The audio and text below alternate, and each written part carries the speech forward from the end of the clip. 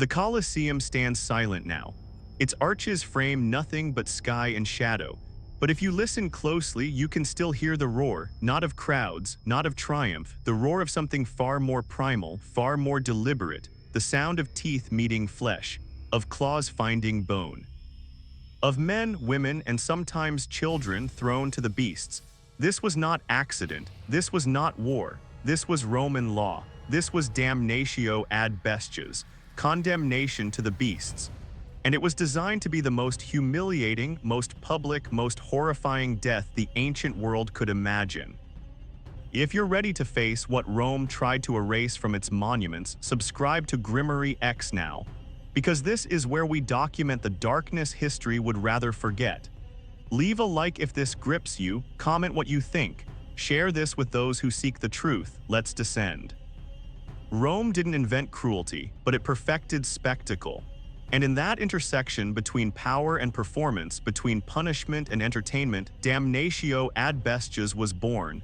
The condemned weren't simply executed, they were transformed into props, into theater, into a message written in blood across sand. The practice stretched back centuries, but it found its apex in the arena culture of imperial Rome.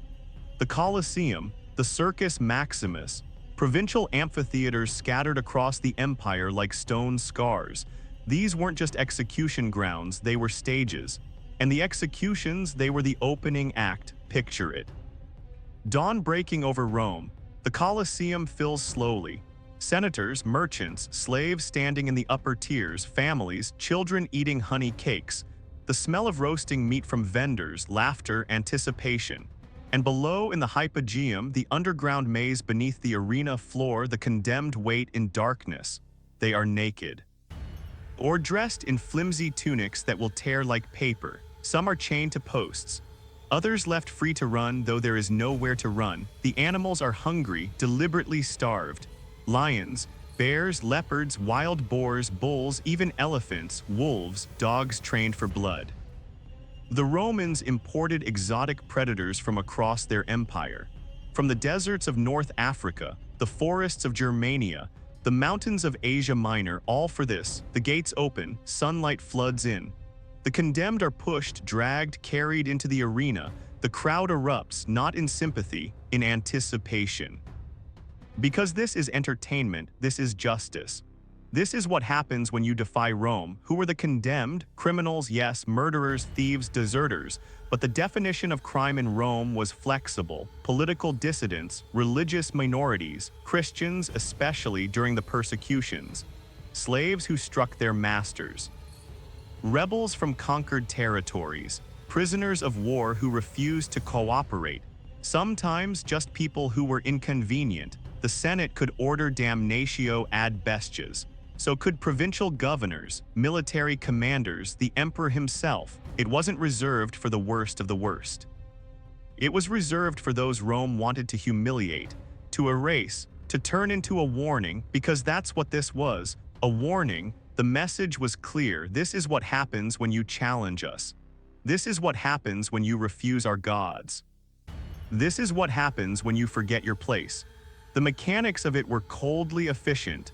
Some victims were tied to stakes, unable to move, unable to defend themselves. The beasts would circle, testing, then lunge, teeth sinking into exposed throats, claws raking across stomachs. The crowd would cheer. Children would watch wide-eyed. Vendors would sell wine. Others were given weapons, dull swords, broken spears, the illusion of a chance. But it was theater. The animals were trained. The victims were not. A leopard moves faster than thought. A bear's paw can shatter a ribcage. A bull's horns can lift a body and toss it like grain. And if the animals were slow, if they hesitated, handlers would use red-hot pokers, whips, noise, anything to provoke the attack. Because the show had to go on, the execution had to happen. Rome demanded its blood. Still watching but not subscribed? Don't let this be the last dark truth you uncover. Subscribe to Grimoryx. The records are fragmentary. Rome didn't keep detailed execution logs, but fragments survive. In Seneca's letters, in Martial's poems, in the writings of early Christian martyrs. And what they describe is worse than silence. Seneca, the Stoic philosopher, watched these executions.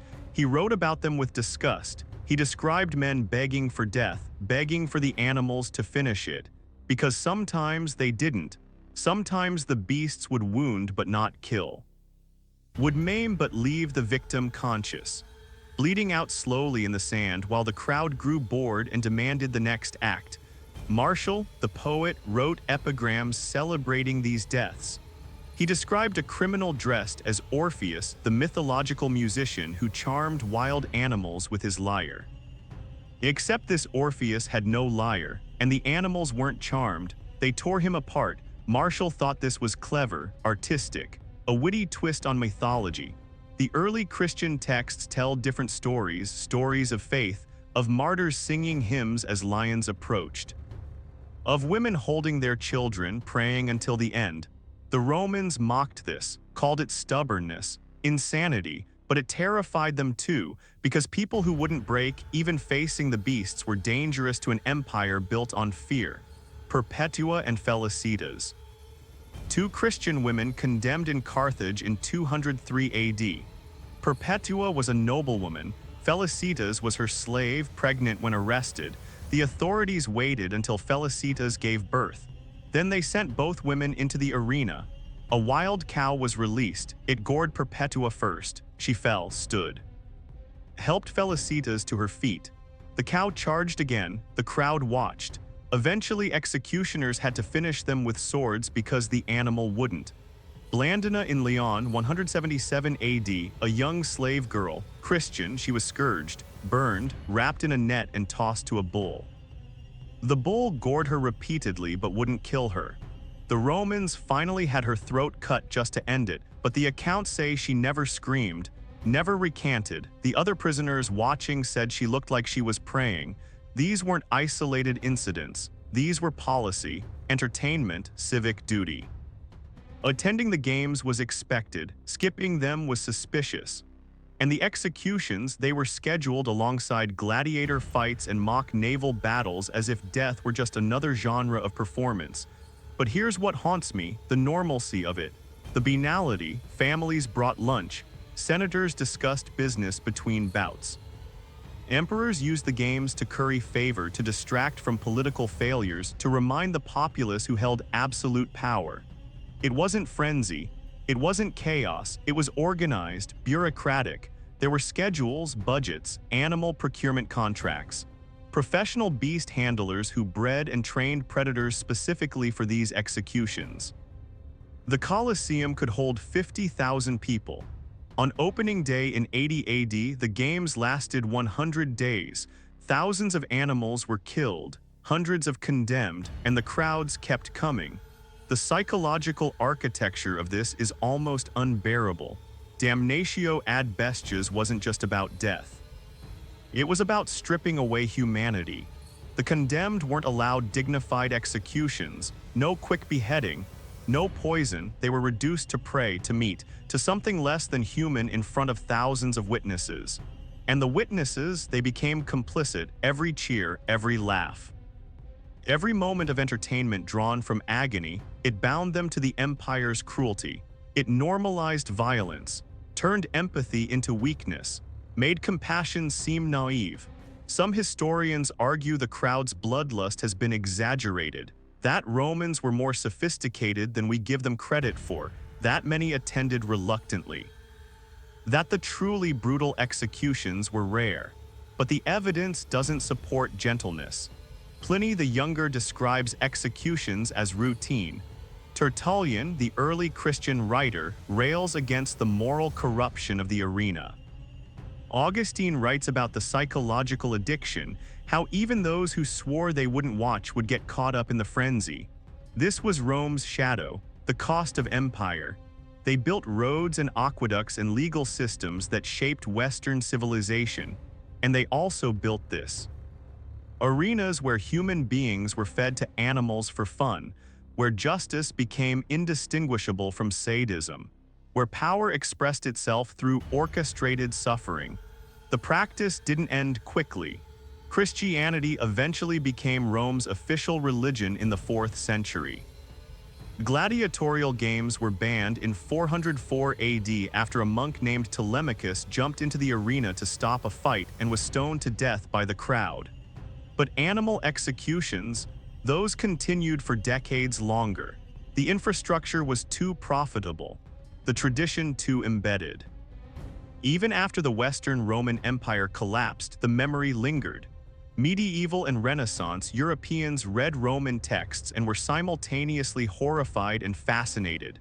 Some saw it as evidence of pagan barbarism. Others romanticized Roman strength and discipline while conveniently ignoring the arena's darkness. But here's the uncomfortable truth. We're not so different. We like to think we've evolved beyond Roman cruelty, that we're more civilized, more humane, but we still consume violence as entertainment. We still create spectacles of suffering. The medium changes, the technology evolves. But the appetite for watching others in pain, that hasn't disappeared. It's just moved to different arenas. Damnatio ad Bestias ended. The Colosseum crumbled. The wild animals went extinct or were driven to the margins of the empire. But the lesson remains. Power unchecked becomes performance. Justice without mercy becomes cruelty. And when suffering is normalized, when it's turned into entertainment, entire civilizations can lose their humanity without even noticing. The Colosseum stands silent now. Tourists walk its corridors taking selfies. Guides explain the engineering, the acoustics. The clever pulley systems that lifted animals from the hypogeum to the arena floor, but they don't linger on what happened there. Not really. Because it's easier to admire the architecture than to confront what it was built for. History remembers even when we try to forget. If you haven't already, subscribe to Grimoryx. Leave a like if this unsettled you, comment your thoughts, and share this truth with those brave enough to face it. This is Grimoryx, where darkness is documented, because some shadows never fade, they just wait for us to look away.